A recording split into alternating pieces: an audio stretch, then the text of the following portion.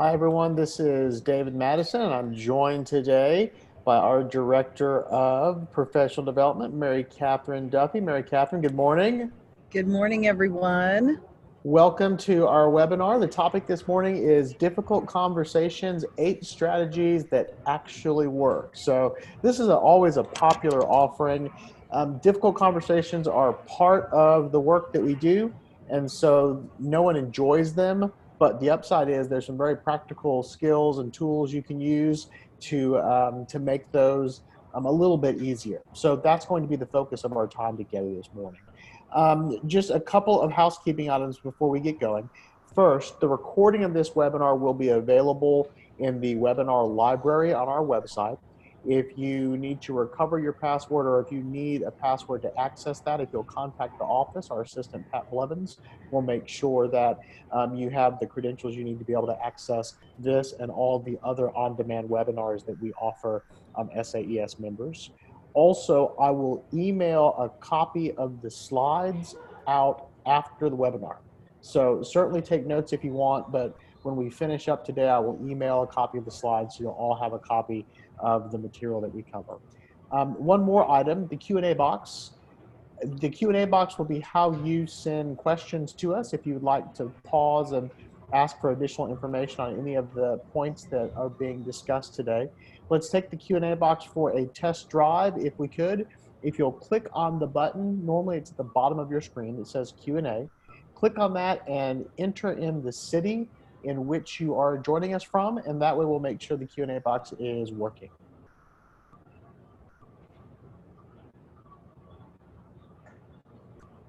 And that is working great. We've got Beaumont, Monroe, Amarillo, sunny Austin, Texas. That's nice. It's sunny here in Fort Worth, although it's a little bit cold, but it's good to see the sun shining. So the Q&A box is working. And again, do not hesitate to use the Q&A box. Whenever questions pop up or if there's anything that you need clarification on, please, please, please use that box to communicate to us. And with that, I'm going to turn it over to Mary Catherine. Well, hey, everyone. So excited to have everyone here. As David said, this is a really important topic. And I can tell you that after 17 years of running a school, over those years, I became an expert in difficult conversations. And so my hope today for you is to help you gain the courage and the wisdom that you need to be able to have some of those difficult conversations that I know that you probably are thinking about, and to give you some strategies to make that fruitful. So we're going to go ahead and get started. And I love this slide because it kind of it really does make it, especially that top one, make us feel this is what it feels like when we're going to try to have a tough conversation. We have lots and lots of tough conversations throughout our day as schools, as administrators, as teachers. And so we know what that feels like, and there are a lot of relationships in those days that create difficult conversations. So what are some of the relationships that we have that are that can provide difficult conversations? If you'll go to the next slide, we're going to talk about some of those relationships, and we're going to look at just the emotions that come with that. So in our schools we have parent-teacher relationships, student-teacher, parent-administrators, all kinds of things that relationships that create rich soil for having hard conversations. And those relationships provide opportunities for us to grow. They provide opportunities for us to understand each other and to learn more about ourselves and each other. But they are relationships that can create some difficulty. There are also situations that we run into that have the opportunity to create a difficult conversation. As a teacher, when we have a student that's failing because of an attitude, if we have, as we're administrators and we have a teacher that comes to us and they have some kids that may have some learning issues, and we have to kind of talk through what that looks like to talk to a parent about that. We have parents that come to us and they're angry with a teacher. We have administrators that are struggling to give performance evaluations, board members that overstep their boundaries. Obviously, there's a plethora of opportunities for difficult conversations in these situations, and we want to think about what those look like. You know, one of the additional ones that we didn't really talk about is the relationship between the church and the school, the relationship between a head and a rector. Those are also really important relationships that can create a difficult conversation if needed. So let's talk about some of the strategies that people commonly use when they are dealing with a difficult conversation. I love this picture. This is probably the strategy that some of us would really like to use in a difficult conversation, but it's probably not allowed. We deny that the difficult situation is there, and maybe we try to use sarcasm as a way to deal with a difficult conversation. We find ways to shame people. We bribe. As parents, even we do that. We make subtle hints on how we want to change the situation. My personal favorite, is the group rules discussion that we have. This is something I did a lot in the beginning of my time at St. Albans. I would send out emails kind of addressing an issue rather than addressing that person individually. I would just send out an email, and that I'm going to move real quick, and got a little bit of sun coming in here, so let's see if that helps. You know, I'd send out emails or have a group discussion with a group of teachers about an issue that was really one teacher's issue, and so that can create opportunities for us to deal with something, and that strategy is not helpful. I did this early and often, and the fact is that it undercuts leadership when you do it that way. So we want to talk about the things that actually work today. Let me follow up on that a little bit, MK. So what you're talking about is a situation that was early in your leadership where someone maybe is showing up late, and right. rather than having a conversation with the individual teacher, you would just kind of do a mass email to everyone saying, "Hey, don't forget, you know, the expectation is you're supposed to be here at 7:30 or whatever." Is that exactly? That's about? Exactly what I'm talking about. So that's a common strategy. Talk to us about why that's not effective. Well, it's not effective because what happens is the people that need to hear that don't think that it's about them, and the people that do need to hear, the people that do need to hear it don't think it's about them, and the people that don't need to hear it typically will think it is about them, and then they're frustrated. And so I think it's really important that we learn from that. I mean, I actually had a teacher that said to me one time, "I don't know why you're sending these emails, because I'm not ever late. That's not an issue for me." Typically people who are doing what they're supposed to be doing are diligent, and so if you bring up something in a meeting, they think it's about them when it's not. So that's why it's really important to address the people that need to be addressed, and have conversations with the people that need to have those conversations, rather than try to do that as a group. Make sense? Absolutely. So let's talk about some strategies that actually do work. So we talked about the ones that don't. Now let's talk about the ones that do. I have about 8 strategies that we're going to cover today that I feel like are ways that we can develop good relationships with people, get the things done that we want to get done, and have those conversations in a way that is fruitful and helpful. So the 8 conversations, or the 8 strategies, are: be prepared to listen, show empathy, be authentic, build relationships, have conversations with your mouth, don't climb the ladder of inference, and to stay healthy. And so we're going to walk through each one of those strategies. Please do, if you have questions as we walk through this, I want you to feel free to ask. So this quote came from a book that I read years ago called Fierce Conversations. And if you have not read that book, I really recommend that you read it. It's a fantastic book. They do some training that I actually did go to years ago in Dallas, and it was a really good training on how to have conversations that are hard and difficult and how to make those in a way that people can hear them. And so, but this quote, all confrontation is a search for the truth. And what that really means is that each of us owns a piece of the truth, but no one really owns all of it. And so I think that that was a great lesson for me in the beginning, was to remember that there are always two sides to a story. And in order for us to have a difficult conversation, we have to be willing to listen. And so I loved that quote.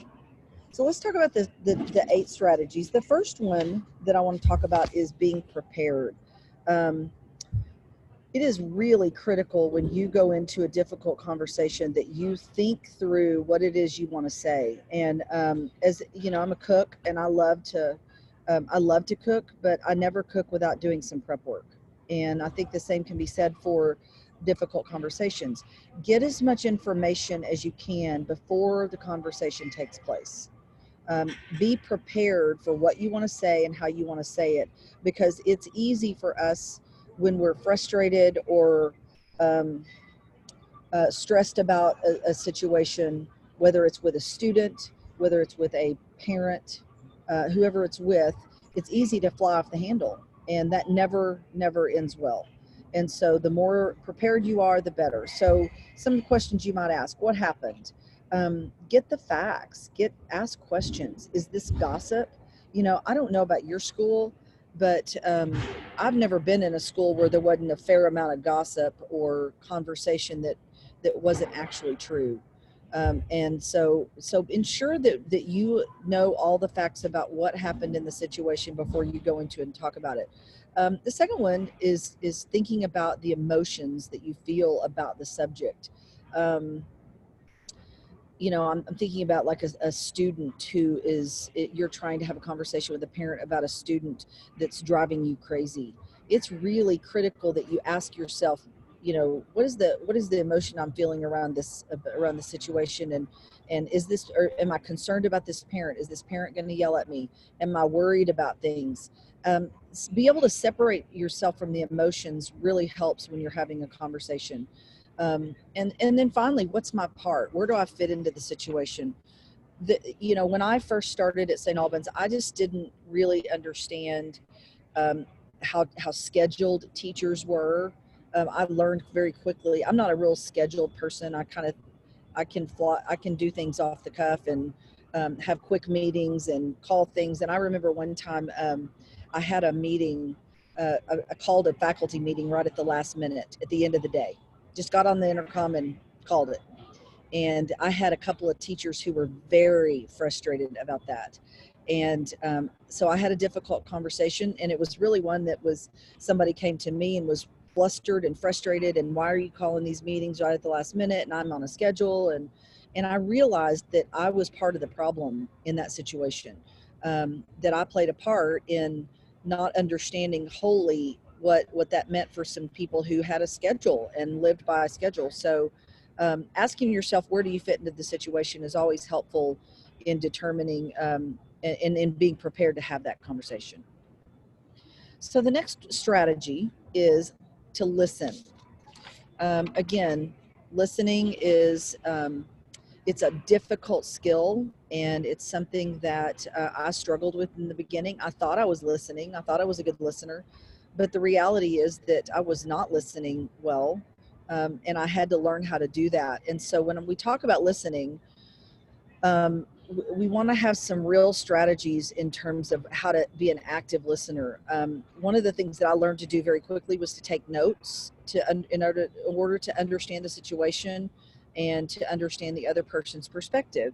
I recommend, if you're going to be taking notes in a difficult conversation, that you are writing it on a piece of paper rather than on a phone or on, I mean, we were talking about this the other day. David and I were talking about how it feels when somebody is listening, when somebody's listening to you, but they're typing on their phone. It feels like they're maybe not engaged in what you're saying, versus when you're writing it down. And I learned that when I wrote things down, and then I reiterated what they were saying and I summarized what they had said, it made people feel validated.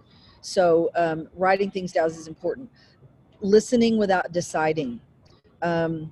when you have an active listening mindset, you go into the situation and you listen without having any prior decision about what they're going to say. We all know usually that in a difficult conversation, we kind of already know what somebody's mad about or what's frustrating to them. But listening without making a decision is important.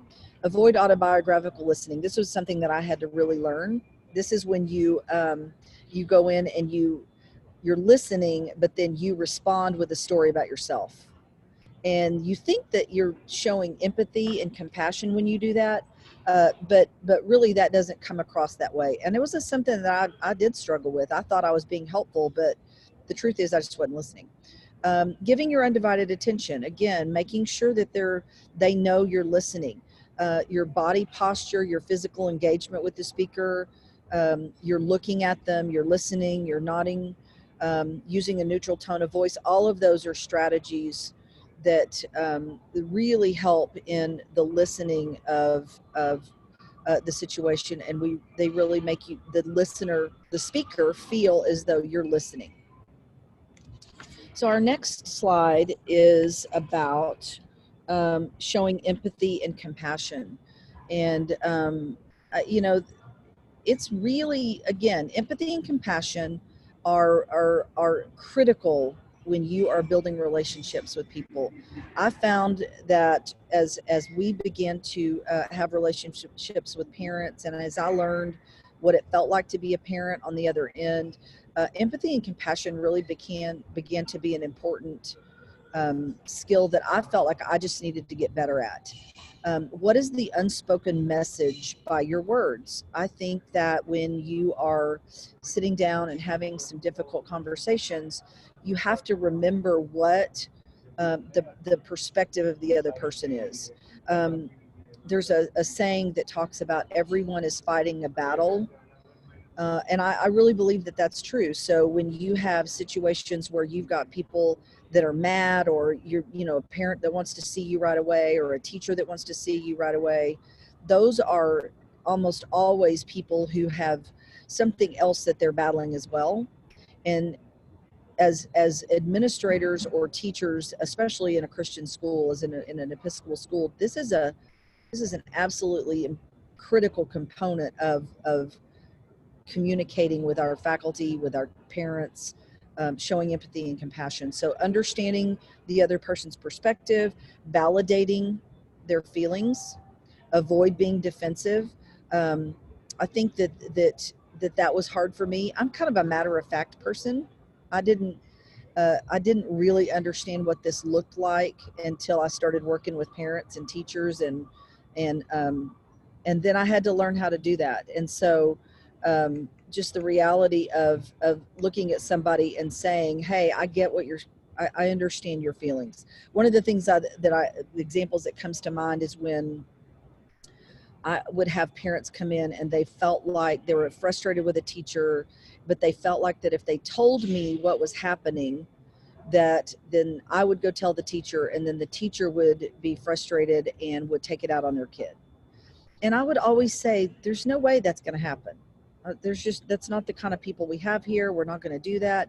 But then it wasn't long after that I had a situation with one of my children at a different school where the teacher was not, it was an inappropriate situation. And the only time I ever had to go to an administrator, and I had that same feeling of what if this, because my kid was in high school at the time, and I thought, what if this teacher takes it out on my kid?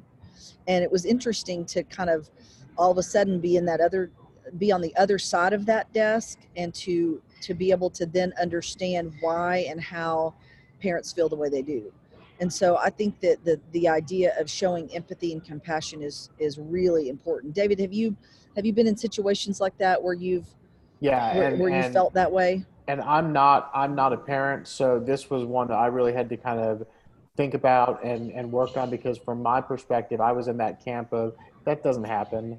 Right. We don't, if I don't have anyone on my staff that is going to take things out on a kid. But the reality is, whether objectively that's a possibility or not, from the parent's perspective, that's a fear.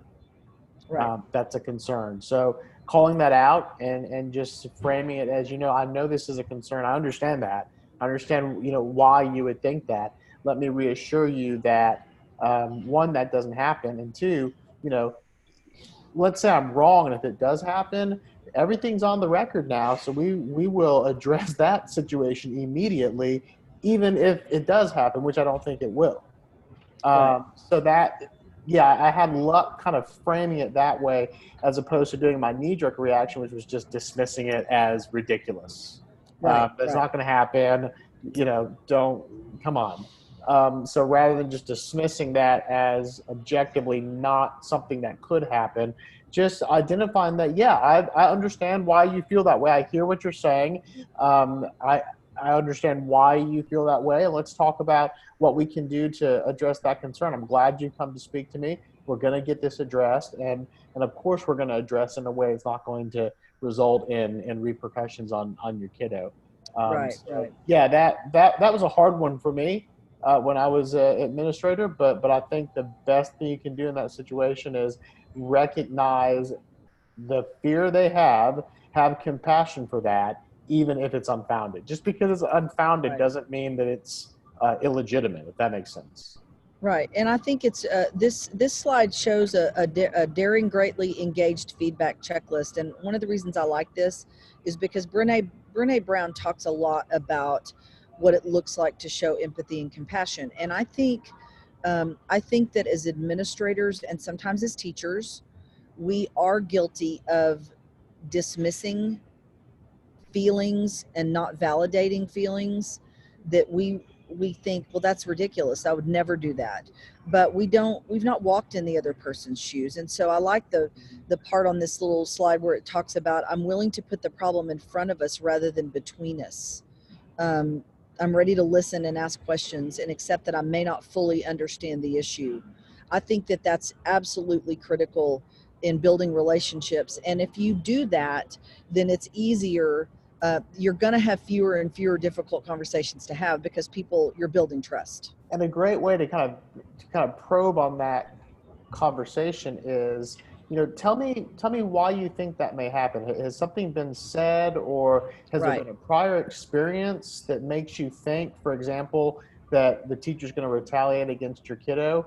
Has something been said? Has something been done? Have you had an experience, not here, but maybe at a different school, or Right. that makes you think that? Because if you get a little more information along those lines, you may find out, for example, that yeah, they had a situation at the prior school where the teacher actually did, retaliate against the kid. Well, obviously, they're going to feel a little bit Right.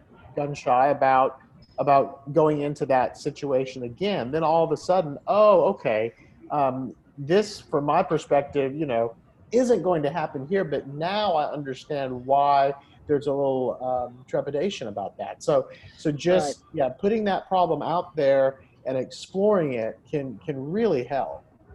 I also think that when it comes to avoid being defensive, if you can practice staying curious when you're listening and you can ask questions, the more questions you ask, the more curious you are about it, the less you're likely to be defensive. That's But right. I do believe that's a skill, and it's a skill that you have to just practice, not being defensive, not making it about you. I had to practice that, and I'm not saying that I'm even the best at it still, but whether it's in your relationships with your own children or your relationships with colleagues or your spouse or whoever, defensiveness gets you nowhere. And so I encourage you to stay curious and ask questions. So let's go to strategy 4, which is the idea of being authentic. This is a real core value for me.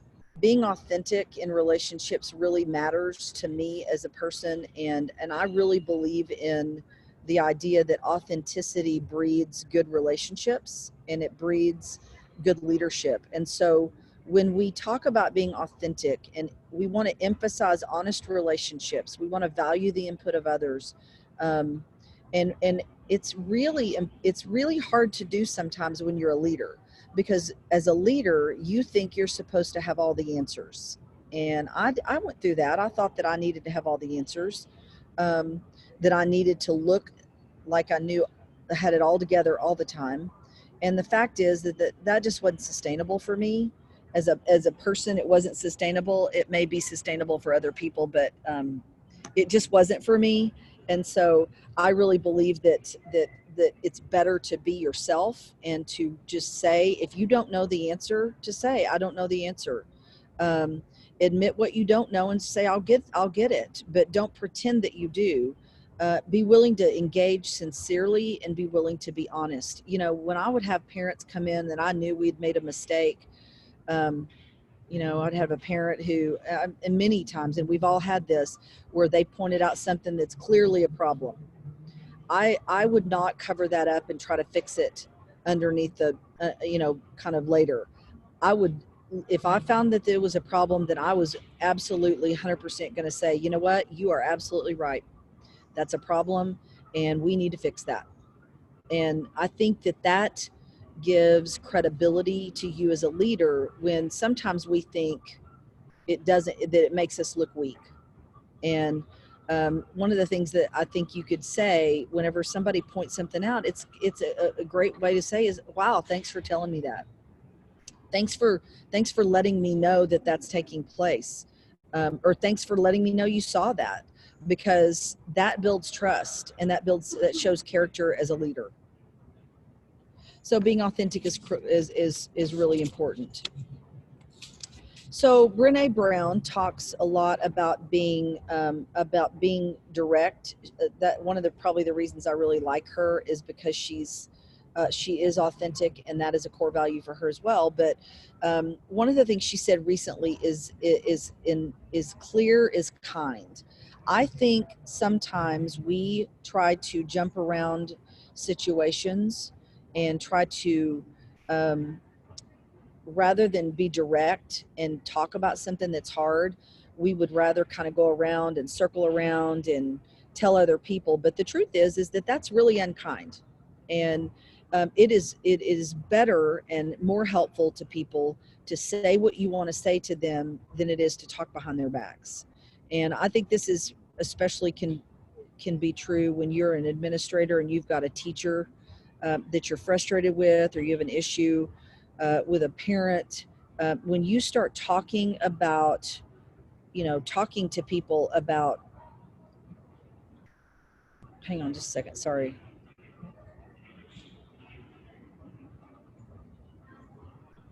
Sorry about that, guys. Okay. But when you're starting to talk about things that to other people rather than to the person that needs to be talked to, I think that's unkind. And that's kind of what Brené Brown is talking about in this. So the more clear we are with people, I think the kinder we are. So let's talk about the next strategy, which is building relationships.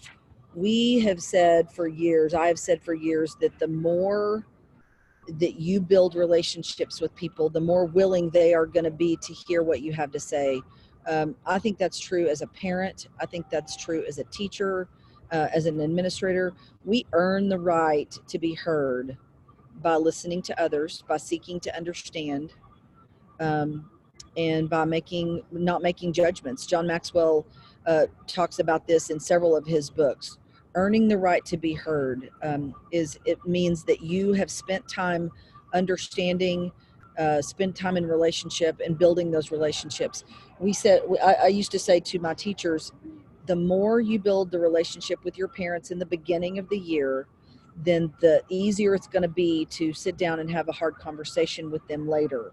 And I think that that's been true. And I felt like that as an administrator, I felt like that it was really critical for me to be a listener first. So I took the time to build relationships with all my stakeholders. Take the time to build relationships with your parents, with your teachers, with your students, especially if you have students that are kind of older that you might be visiting with them. I had 5th and 6th grade students that at times I would sit down and just have to have some conversations that were hard with them about how they were acting. But because I had built relationships with them, I think they listened. Anger and frustration are almost always rooted in fear. When somebody's frustrated or angry, they almost always are frustrated. There's almost always something underneath that. And it usually comes from fear. when a parent is mad at a teacher over a bad grade, that's usually what's underneath that is usually, oh my gosh, what's wrong with my child? Is my child going to fail? Are they smart? Are they capable? When a teacher is angry at about a situation with an administrator, or when they're coming in and they're angry about an evaluation, it's almost always underneath that is, well, maybe I'm not good at my job, or maybe this administrator doesn't think I can handle it. I think when you look at it that way, it's easier to accept. Hearing bad news from someone is always easier when you know that they care about you. And that was really my experience at my school, was that if I built a relationship with someone, then I could sit down and talk with them about what the thing that was hard. But if I didn't have a relationship with them, it probably wasn't going to end well. So next strategy is to have conversations with your mouth. Now that sounds strange, I know, but but in this day and age of digital, we have phones, we have email, we have texting. Having a conversation with your mouth, for me, really is a critical strategy. We had a lot of issues over the years as texting became more and more common, where people would text information to each other. The truth is that texting and emails are often misread and often misunderstood. You cannot understand the tone of voice in a text message. We had a no texting policy at our school. I said to my teachers at the beginning of every year, I put it in a parent handbook. Texting is not an appropriate way to communicate information about children. And yet we almost always would have parents texting teachers about, well, hey, so-and-so had a bad day today. Tell me what happened. And I just finally put a policy in place and said, no more. We're not going to have a texting policy. We're not going to do that. As a side note, you need to remember that texting can always result in a screenshot, and that can be shared or posted. Emails can be altered as well, but it's a little bit, but those can have screenshots too. And in this day of social media, it's just it's a difficult thing, and I just don't think it's a good idea. I don't think it's a good communication. So how did you instruct faculty on that? It's not uncommon in a lot of places for parents and faculty to swap messages by text Right. message. Well, we I was had working with the school. we actually had an app called the Remind app, and I know there are other apps out there where you can. So I realize that texting is kind of a convenient approach. I like to text myself. It's quick and dirty, and you can get the information out quickly. Putting it through Remind, having a Remind app was helpful, because then it wasn't the teacher's actual phone number. And so we found that there was less texting about critical issues when you used Remind. What also worked was I put a policy in place in the parent student handbook, and I said that at the beginning of the year. Parents, we don't text as a matter of communication. So please do not text your teacher to let them know you're going to be late. Please do not text your teacher and ask questions about how your child is doing. If you would like to know, these are the appropriate forms of communication. The other thing I said to my teachers too is that we would occasionally have teachers who got into email conversations where they would email some information to a parent, and then the parent would email back a kind of a rebuttal, and then there would be kind of this back and forth email dialogue that was never ended well. And so I kind of just said to my teachers, if you have two emails, one email, back and forth, and it's not going well, you need to pick up the phone. You need to call that parent, because the going back and forth via email is not going to end well. So we had sort of policies that we put in place to make sure that parents understood how we wanted to communicate, and that teachers understood that as well. And that's the takeaway. If the conversation is difficult, it needs to be face-to-face or over the phone. Right. It probably does not need to be handled electronically. And I agree. Probably face-to-face is going to be preferable to phone, honestly. And the reality is that people don't want to have, that's why people do what they do. That's why they email, because they're skirting around the issue. They don't really want to be direct. Going back to our slide about how not to do it, skirting around the issue, denying, gossiping, those are not helpful. And having that conversation face to face with your mouth is what's going to probably get it resolved the quickest. So strategy number 7 is don't climb the ladder of inference. Now, this is a strategy that I learned about the ladder of inference from a friend of mine who did some leadership training, and the ladder of inference is basically that you take in all information, you begin to kind of take information in, and you experience the signs and sounds and feelings. Some things get processed and some things don't. So you're taking information, then you begin to interpret that information. Based on your experiences, based on your own interpretation, you give meaning to the interpretation. Then you draw conclusions. These conclusions inform the actions you take and the words that you speak, and then you look for signs to reinforce your story. So let me give you an example. I am in a faculty meeting, and I'm giving some pretty important information to the group, and I look in the back and I see my friend David Madison in the back, and he's got his phone out, and he's fingering it up. He's got his fingers on his phone and he's just typing away. So I'm taking in that information and I see that. And I begin to, based on my experience and interpretation, most of the time when I'm experiencing people on their phones, I'm thinking they're texting. You know, I see everybody doing this. My first response is, well, they must be texting. So I interpret that information and I think, well, David must be texting. Then I draw conclusions. I go, well, David must be texting somebody, and so that must be that he is bored with me, or he thinks that my information is not important, or he's just got other things to do. And then I begin to decide, well, he must not like me. He must think that I'm a terrible administrator, or he thinks that what I have to say is typically boring, and so he's just doing other things. Then later, every time I see him texting, I'm like, well, David must hate me. You see how I went up the ladder? The truth is that the better way to approach that would be to go to David and say, hey, David, I noticed in the faculty meeting that you were using your phone, and I'm telling myself a story that you were texting and that you don't like the information that I gave you, and that you don't like me. And David can respond 2 ways. He can say, you know what, you're right, I was texting and I really don't like you. Or he could have said, you know, I wasn't texting. I was actually taking notes on all the information you were giving me, and I was putting it in the notes app on my phone.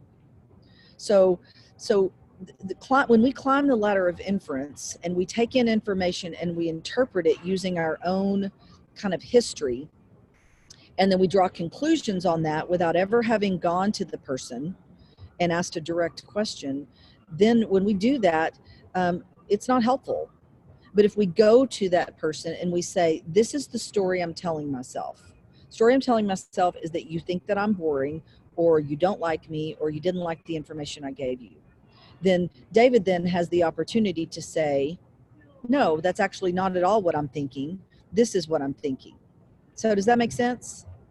It's a really important thing. And climbing the ladder of inference, the truth is, friends, that we do that all the time. Everyone does this. Everyone climbs the ladder of inference, whether it's with our spouse, whether it's with our teachers, our parents. Our parents do it to us. It's really important that we try to stay off of that ladder and not interpret information that's not correct. This is a great way to not actively search for the truth. Exactly. This is the exact opposite of trying to actively search for the truth. Just drawing inferences, drawing conclusions that support your narrative. Exactly. And it also goes back to, when we're listening, are we listening with our own narrative? Are we listening with our own, have we drawn conclusions before we've even taken in the information? So I think that's important. The final strategy here is strategy number 8, stay healthy. And what I mean by that is that if you're a head of school, let's just call a spade, it's a very hard job. And not only is it a hard job, it's exhausting and it's stressful. And we have to work really hard as heads to stay healthy, mind, body, and spirit. And I think the reason this is an important strategy is because if you are not healthy physically, emotionally, spiritually, then it's very difficult to deal with the daily conversations that are difficult. If we come to work every day and we're exhausted and uh, we're not sleeping well because we don't have good boundaries, maybe we don't feel well physically, then when we have those difficult conversations, they're harder to make. It's harder to have the other strategies, put those in place. It's harder not to draw conclusions. It's harder not to take our own kind of stress and put it into a situation where it doesn't belong. And so being healthy is really an important strategy. The ways that you can do that, having someone to talk to, having a healthy emotional um, life means that you can talk with it through issues with your board chair, your administrator, other administrators, your priest. The reality is that our jobs are difficult, and the if you can find someone that you feel confident that you can share with, that's going to give you an emotionally healthy approach to it. It helps you find boundaries, and it helps you to know when you're kind of out of whack. And I always had somebody I could talk to, and that really made for a much easier healthy mind. Having a healthy body, I really think that what we do to our bodies matters. I think stress is a huge problem for us physically. So obviously, I recommend that you prioritize your rest, that you prioritize exercise, that you eat right, that you balance your life. You know, we've talked about this at Biennial about the idea of work-life balance. You know, we don't. I'm not going to tell you that I think there is such a thing anymore. I used to, but I never achieved it. So obviously, there's no. It probably doesn't exist. But the reality is that having a work-life balance is different now than it used to be. But that doesn't mean that you can't have boundaries and that you can't choose to have family time and choose to prioritize your work time and your home time. And so getting that rest and exercise is important. And then a healthy spirit, you know, lots and lots of prayer. There's no better strategy when you're trying to have a difficult conversation than prayer before. You know, there were times that when I knew that we were going to have a difficult conversation with a parent, with a teacher, I would start that meeting with prayer almost every time. And I did that for me and I did that for them. And I just really wanted to invite God into the situation, because when we invite God into our situation, it's much more likely to resolve itself. And the reality is that we're an Episcopal school, so we get to do that. That gets to be a part of our conversation. We're all broken. We're all in need of grace. And when we work with broken people, and we are broken people, there's lots of prayer and lots of forgiveness involved in that. Well, it's a great way to center the whole situation before the conversation takes place and to remind everybody of why, we're all involved in this difficult conversation and why we're handling this difficult conversation in a particular way, because we're recognizing the value and dignity of every human being. And because of that, we're going to, we're not going to be afraid to have a difficult conversation face to face that's valuing each other, even if we reach a conclusion that may not satisfy everybody. Correct. So I want to show y'all a video that I found. This is Mel Robbins, and one of the things that I love about this video is she's going to be talking to you about something that I talked about earlier, which is being able to disconnect or keep your emotions in check. And Mel Robbins is awesome, and I love this video. So let's run this video and y'all can see it, and then we'll have some questions.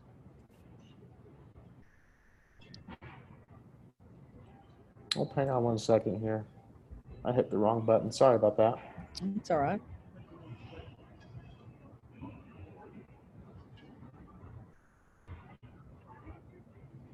Stress Stressful conversations are unavoidable in life, and in business, they can run the gamut from having to fire somebody, which is like the most gut-wrenching thing you will ever have to do, or admitting failure, that you really blew it, or another thing that you might have to do is deal with a customer who's really upset. How about a smoothie? What's in that?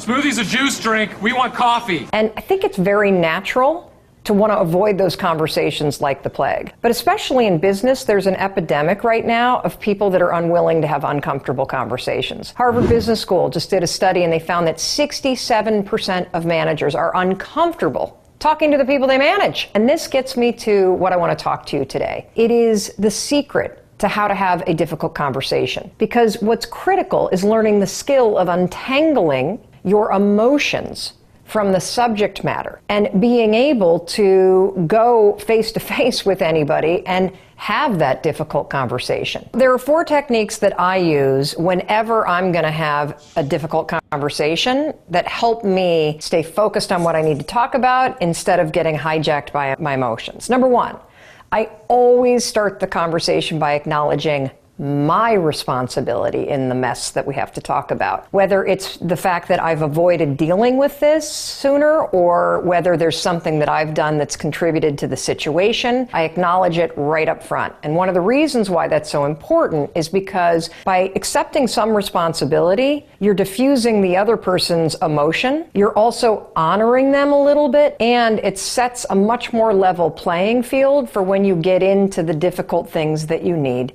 to talk about. It's also going to put the person that you're speaking to a little at ease, so they're going to be able to listen. Number 2, you want to have a goal. Never go into a difficult conversation without an outcome defined before you go into it. The reason why the outcome is so important is because this conversation is going to be a roller coaster. The person that you're talking to might get upset. You yourself might feel emotional at some point, whether you're angry or you're triggered or you get sad. And so when you ride the roller coaster of emotion, the thing that is going to stabilize your thoughts is the outcome that you're causing. You're having this conversation because you're committed to making the relationship better. You're having this conversation because this isn't working, and so we need to end it powerfully. You're having this conversation because you want to give somebody some feedback that's not so fun to tell them, but you're giving it to them because you're committed to their success. Okay? So that goal, you feel yourself getting emotional, you come back to it, you come back to it, you come back to it. Third thing you're going to do a lot in this conversation, you're going to listen and you're going to validate. So you're going to say what you need to say, and then the other person's going to react. And instead of arguing or debating, I want you to listen and I want you to validate what the person is saying.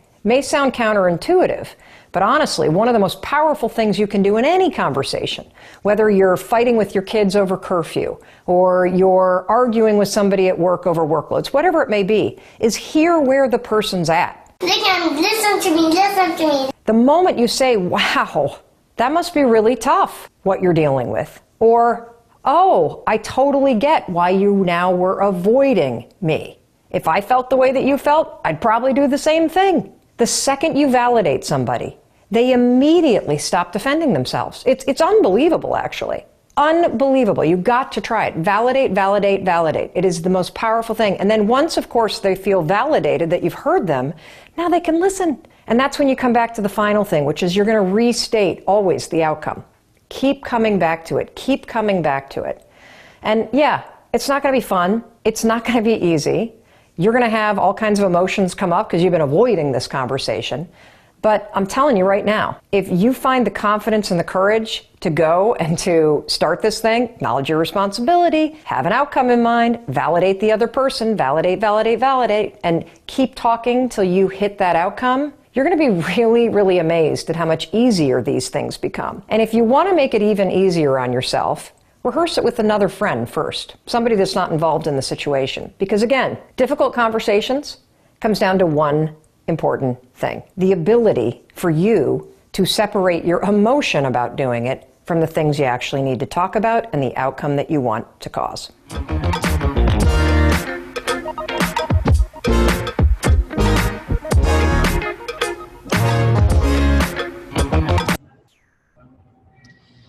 So One of the things that I really love about Mel Robbins is I love that she's so authentic, and she really touches on several of the things that we've talked about. But the validation of people, I think, is maybe the most critical component of that video. Is learning to validate what people feel, even if we don't agree, and that's what's missing, I think, in really even in our society. And we need to model that for our students. We need to model that for the people around us. And validating is not conceding.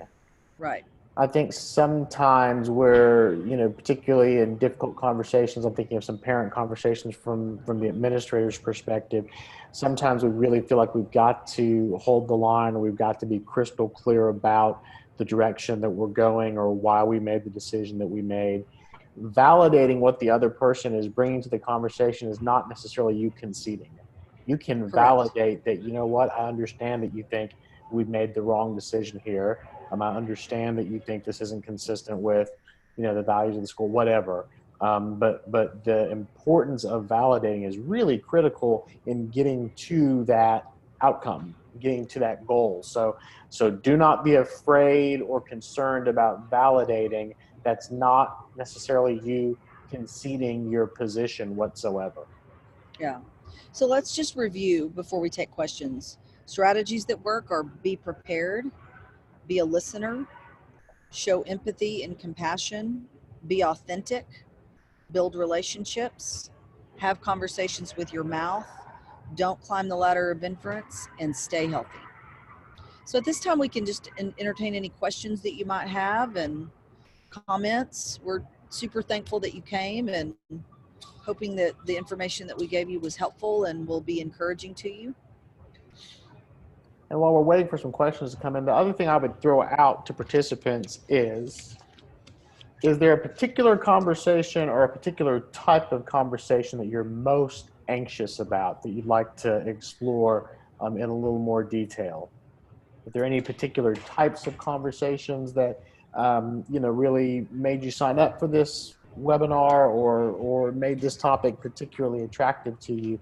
If you want to type that in the box, the Q&A box, we can explore that as well. Otherwise, we're gonna move to questions. So I'm gonna stop the recording, and then we will hang around for the rest of the hour if there are any other questions that people would like to share, and Mary Catherine and I will respond.